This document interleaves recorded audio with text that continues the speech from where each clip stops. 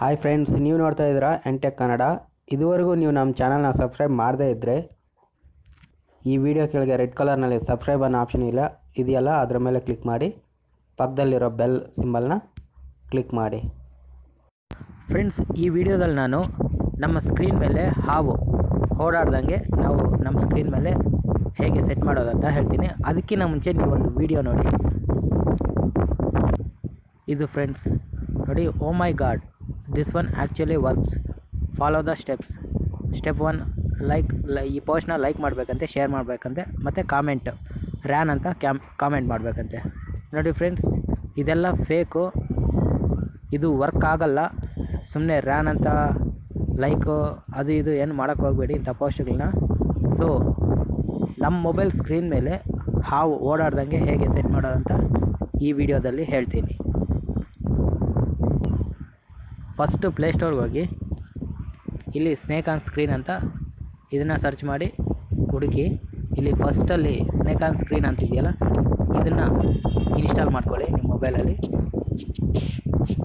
ನಾ ಈ ಅಪ್ಲಿಕೇಶನ್ ಲಿಂಕ್ನ ಡಿಸ್ಕ್ರಿಪ್ಷನಲ್ಲಿ ಕೊಟ್ಟಿದ್ದೀನಿ, ನೀವು ಅಲ್ಲಿಂದ ಈ ಅಪ್ಲಿಕೇಶನ್ನ ಇನ್ಸ್ಟಾಲ್ ಮಾಡ್ಕೊಳ್ಳಿ. ನೋಡಿ, ಇನ್ಸ್ಟಾಲ್ ಆದಮೇಲೆ ಓಪನ್ ಮಾಡಿ. ಲೋಡಿಂಗ್ ಆಗ್ತಿದೆ. ಲೋಡಿಂಗ್ ಆದಮೇಲೆ ಒಂದು ಅಡ್ವರ್ಟೈಸ್ಮೆಂಟ್ ಬರುತ್ತೆ. ಅಡ್ವರ್ಟೈಸ್ಮೆಂಟ್ನ ಎಕ್ಸಿಟ್ ಮಾಡಿ ಓಕೆ ಕೊಡಿ. ಇಲ್ಲಿ ಶೋ ಸ್ನೇಕ್ ಅಂತಿದೆಯಲ್ಲ, ಇದನ್ನು ಸೆಲೆಕ್ಟ್ ಮಾಡಿದ್ರೆ ಆ ಸ್ನೇಕ್ ಅನ್ನೋದು ನಮ್ಮ ಮೊಬೈಲ್ ಸ್ಕ್ರೀನ್ ಮೇಲೆ ಓಡಾಡ್ತಾ ಇರುತ್ತೆ. ಸೊ ನೋಡಿ, ಫಸ್ಟು ನಾನು ಸೌಂಡ್ ಆಫ್ ಮಾಡ್ತೀನಿ. ಸೌಂಡ್ ಆಫ್ ಮಾಡಿ ಇವಾಗ ಶೋ ಸ್ನೇಕ್ ಅಂತ ಕೊಡ್ತೀನಿ. ನೋಡಿ ಫ್ರೆಂಡ್ಸ್, ಸ್ನೇಕ್ ಅನ್ನೋದು ನನ್ನ ಮೊಬೈಲ್ ಸ್ಕ್ರೀನ್ ಮೇಲೆ ಓಡಾಡ್ತಾ ಇದೆ. ನೀವು ಸೌಂಡ್ ಬೇಕಾದರೆ ಇಟ್ಕೋಬೋದು. ನೋಡಿ, ಇದ್ರ ಮೇಲೆ ಕ್ಲಿಕ್ ಮಾಡಿ ಸೆಟ್ಟಿಂಗ್ಸ್ಗೆ ಹೋಗಬೇಕು.